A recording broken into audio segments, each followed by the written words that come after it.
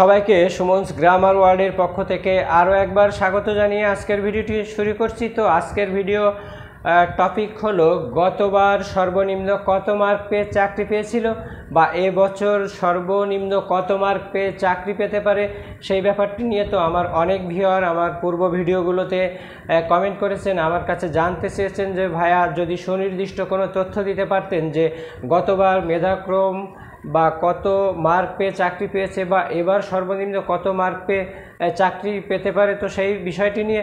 তো প্রথমে আমি বলি যে গতবারের পরীক্ষা এবং এইবারের পরীক্ষার মধ্যে কিন্তু আকাশ পাতাল পার্থক্য, অর্থাৎ বাংলাদেশের ইতিহাসে সব থেকে বেশি কঠিন পরীক্ষা কিন্তু এই বছর হয়ে গেল।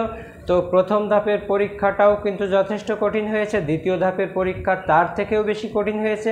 তো তৃতীয় ধাপের পরীক্ষাটা আসলে পরীক্ষার হলের বাইরে থেকে যেমন মনে হচ্ছিল, যারা পরীক্ষা দিয়ে এসছে তাদের কাছে কিন্তু অন্যরকম মনে হয়েছে। মোট কথা তিনটা ধাপেই কিন্তু সমানভাবেই বলা যায় প্রতিযোগিতা হয়েছে। তো সেক্ষেত্রে আমার জানা মতে গতবারে সর্বনিম্ন 55 মার্ক রিটেনে ক্যারি না করলে কেউই কিন্তু চাকরি পায়নি।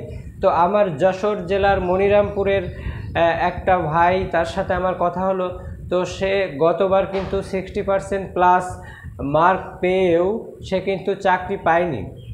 তো সেইবারের কথা আর এইবারের কথা সম্পূর্ণ আলাদা হবে, কারণ এবার দেখা যাচ্ছে যে অনেকে কিন্তু 50 প্লাস মার্ক পেয়েও চাকরি পাবেন। এটা উপজেলার উপর ডিপেন্ড করবে, অর্থাৎ আপনারা জানেন প্রাথমিক শিক্ষক নিয়োগটা সম্পূর্ণই কিন্তু উপজেলা ভিত্তিক, অর্থাৎ আপনার প্রতিযোগিতা কিন্তু আপনার নিজ উপজেলার সাথে হবে। তো কোনো একটা উপজেলার শিক্ষার হার এবং প্রার্থীদের সংখ্যা, তো এগুলোর উপর নির্ভর করবে। এবং ওই উপজেলায় পদের সংখ্যা তো এমন হতে পারে কোনো একটা উপজেলায় শিক্ষার হার অনেক বেশি, মেধাবীদের সংখ্যা বেশি, কিন্তু পদ সংখ্যা একেবারেই কম। তো সেক্ষেত্রে কি হচ্ছে যে অনেকে 55 প্লাস পেয়েও চাকরি পাবে না, আবার কোনো উপজেলায় পদ সংখ্যা অনেক বেশি, শিক্ষার হার কম, মেধাবীদের সংখ্যা কম, সেক্ষেত্রে কিন্তু আপনার খুব কম মার্ক পেয়েও চাকরি পাবে। এটা নির্ভর করবে সম্পূর্ণই আপনার উপজেলার উপর। তো গতবারের সাথে যারা তুলনা করতে চাচ্ছেন, আমি আরও একবার বলছি, গতবারের সাথে এবারের নিয়োগ কিন্তু সম্পূর্ণই ভিন্ন। এবারের নিয়োগটা অনেক বেশি প্রতিযোগিতাপূর্ণ এবং কোশ্চেন প্যাটার্ন কিন্তু সম্পূর্ণ বিসিএস প্যাটার্ন হয়েছে। কারণ যে গদ বাঁধা যে একটা ছক ছিল প্রাথমিক বিদ্যালয় সহকারী শিক্ষক নিয়োগ পরীক্ষার, তো সেই ছকের মধ্যে কিন্তু এবার প্রশ্ন পড়েনি, বিশেষ করে যাদের প্রিপারেশন অনেক ভালো ছিল এবং যাদের দীর্ঘদিন পড়াশোনা করা তারাই কিন্তু এবার ভালো করেছে। তো আমি দেখেছি যে যত চূড়ান্ত রেজাল্ট এগিয়ে আসছে ততই কিন্তু কাটমার্ক কমছে। তো আমি গত কয়েকদিন আগে একটা ভিডিও দিয়েছিলাম এবং সেখানে বলেছিলাম গাইবান্ধায় সর্বনিম্ন 36 মার্ক পেয়ে অনেকে ভাইবা দিচ্ছে। তবে ওই ভিডিওতেই অনেক কমেন্ট আছে, আপনারা কমেন্টগুলোতে যেয়ে দেখবেন, অনেকেই বলছে যে ভাই আমি 32 পেয়ে ভাইবা দিয়েছি, অনেকেই বলছে ভাই আমার উপজেলায় 25-26 পেয়েও ভাইবা দিয়েছে। তো এগুলো আসলে কতখানি সত্য কথা সেটা আমি জানি না। তবে ব্যাপারটা এমন হয় যে অনেকেই কিন্তু একটু গল্প করতে পছন্দ করে, একটু গল্পবাজ। বিশেষ করে কেউ যদি একবার রিটেন উত্তীর্ণ হয়ে যায় এবং ভাইবা দেয় বা সে চাকরিও যদি পেয়ে যায়, তবে সবসময় সে কিন্তু নিজের একটা গাম্ভীর্য বজায় রাখার চেষ্টা করে এবং সে যে মার্কটা পেয়েছে সবসময় কিন্তু একটু বাড়িয়ে বাড়িয়ে বলে। প্রকৃতপক্ষে দেখা যাচ্ছে সে 48 পেয়ে পাশ করেছে, সে কিন্তু বাইরে গল্প দিয়ে বেড়াচ্ছে যে আমি আসলে 57 পেয়েছি, 58 পেয়েছি বা 60 পেয়েছি। তো আমি বলবো যে যশোর জেলার সদর উপজেলার একজনের সাথে আমার কথা হয়েছিল, যে পরীক্ষা দিয়েই বলল যে আমি 65 মার্ক পাবো।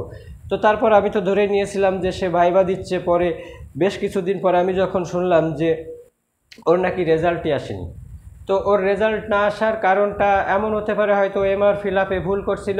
তবে অন্যদের কাছ থেকে যেটা শুনলাম সেটা শুনলাম যে সে একটু গল্প বেশিই করে।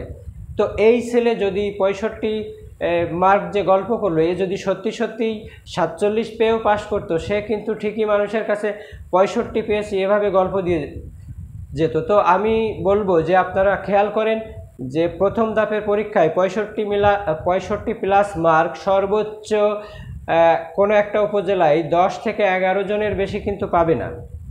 এবং দ্বিতীয় ধাপে কিন্তু 65 7 থেকে 8 জনের বেশি পাবে না, এবং তৃতীয় ধাপেও এরকম আপনার 10-11 জন পেতে পারে। তবে এখানে সর্বোচ্চ মার্কধারীদের সংখ্যা কিন্তু অনেক কম। তো আমি এটা আপনাদের হলফ করে বলতে পারি যে যারা কনফিউশনে আছেন যে আমি এই 55+50+ মার্ক পেয়েছি, তো আমি আসলে চাকরিটি পাবো কিনা, আমি তাদের আবারও বলছি যে রিজিকের মালিক আল্লাহ, সে যদি চায় তো অবশ্যই আপনাদের জব হবে। তবে আপনারা গতবারের নিয়োগের সাথে এবারের নিয়োগটা কখনোই আপনারা কিন্তু কম্পেয়ার করতে যাবেন না। তো গতবারের পাস মার্ক যদি 70+ থাকে, তো এবারের পাস মার্ক হবে কিন্তু আপনার 60+ বা তার কমও কিন্তু হতে পারে। তো অবশ্যই ব্যাপারটা ক্লিয়ার হলো। আজকের মতো এই পর্যন্ত। ভালো লাগলে লাইক দিবেন, জানা থাকলে কমেন্ট করবেন।